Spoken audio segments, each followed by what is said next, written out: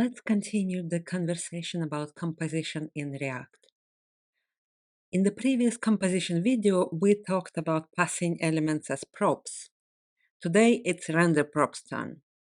If you haven't seen the previous video, we can pass components elements to other components through props. It's useful when we need some flexibility in configuration of those elements. But elements as props give us very rudimentary control over what is passed, almost none to be precise. The icon in this example from button perspective is just there. Button can't easily control icon's color or size or appearance or anything really. To fix that, we can do this little trick. Instead of passing this icon as an element, we can turn it into a function that returns the element. And then call this function when the icon is supposed to render. Now our button can configure the icon in any way it wants. For example, we could pass a default icon's color from the button, then receive the argument in the icon function itself, and then pass it to the icon back. Or we could even make it generic and just spread all the arguments to the icon. Unfortunately, from the data flow perspective, we have a bit of a brain-breaking circle here, which is one of the reasons this pattern is not that popular these days. We render a button, pass a function as a prop to it. Inside, we call this function with some arguments. Those arguments are passed to the icon and they are spread. But there is a cool part to this pattern, which is actually what this pattern is all about.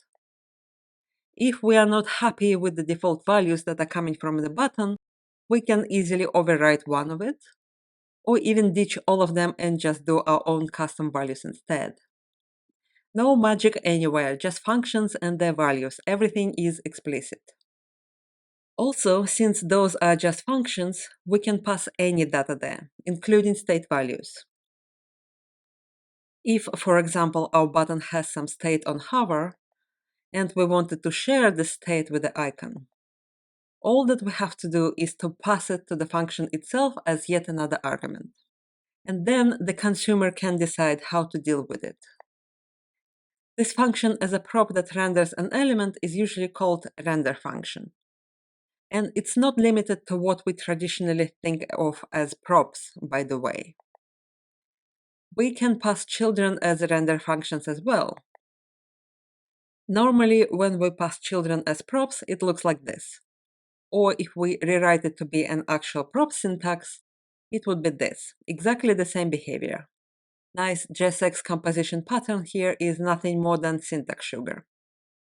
And since children are just props, nothing stops us from passing them as render prop as well. Or in a regular JSX syntax, it would be like this. Other than advanced configuration, this pattern is also convenient when you need to share some state between components without lifting state up. Imagine, for example, a window resize detector component, a component that listens for window resize event and saves the width into the state. But this component by itself is slightly useless, unless it shares this number with other components. One way to do it would be to go with traditional approach and just pass on with change prop to it, and then just trigger it when the number changes. But what would it mean for the components that need this data? They would have to hook to that prop and introduce their own state. And only then it will be able to do something with the state value, like render a different layout. Maintaining that another state is clearly not optimal, and render prop allows us to avoid it.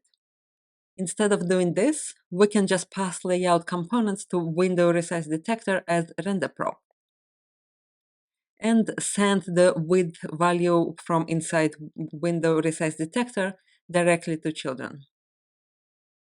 Children are just a function in this case, so when the number changes, the function is called with the new argument, and then this code path is triggered and layout changes. Wait a second, some of you might say. It doesn't make sense why we should do something as complicated as this when we have hooks for sharing stateful logic. And you are absolutely right here. If I just replace this component's logic with hooks, it will become so much easier to read and understand. The resize detector will turn into just use window with hook. And from layout component, we will remove all of that and just get the value from the hook itself. Now, what's the point of render props then, since we have hooks? Why waste time learning them? There are 3 reasons for that. First of all, easy configuration of components as props is still a valid and common use case. It's even a recommended method in React docs, so you can't escape it. Old code bases will have this pattern all over the place. It was really popular before hooks took over. So if you want to refactor some legacy code, you would need to understand what it does and why.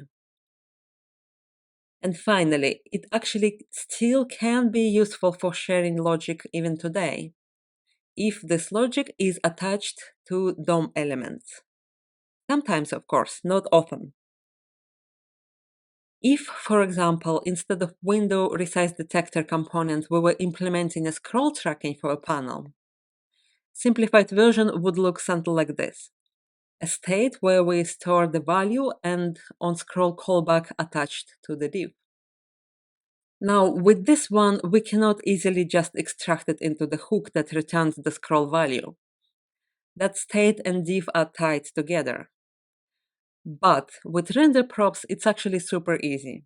We can just turn children into a function and pass the value to it.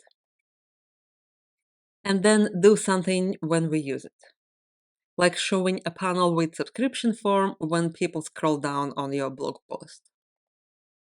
In real life, of course, we would have problems with re-renders here, since we save every scroll value in state. So please don't use this code in production directly. In real code, you would probably either debounce that scroll or save only certain thresholds in state, not every single value. But optimizing re-renders with render props is a big topic, so probably next time. All code examples to play around with are linked in the description. If you would like to read more about this and similar patterns, there are links to some useful articles in the description as well. Hope this video was useful and see you next time.